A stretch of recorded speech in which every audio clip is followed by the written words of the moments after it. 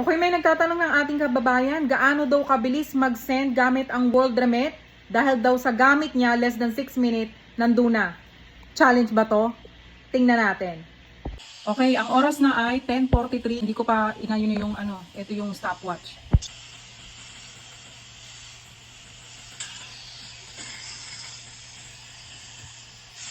Sabihin mo sa akin, Toy, ha? Right away pag na-receive mo yung text, ha?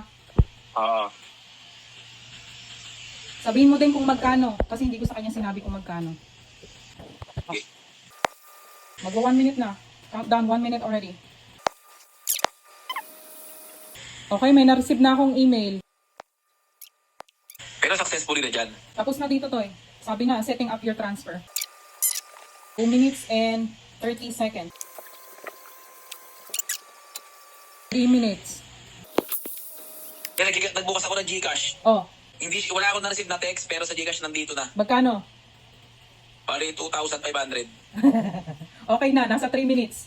Hindi, siguro mas maaga pa yun. Wala lang sa akin text message. Rekta siya kasi minsan talaga ganun eh. Nare-receive mo na sa Gcash, pero walang text message na notif. Ah, ganon? Oo, tingin ko mas maaga pa yun. Mas pa. Hindi lang 3 minutes yun. Siguro mga 1 minute nga lang siguro yun eh. Hindi na ako nakapag-check eh. Check ko lang. 4 or 5. Okay, okay na, Toy. Sige na, Toy. Gabay na.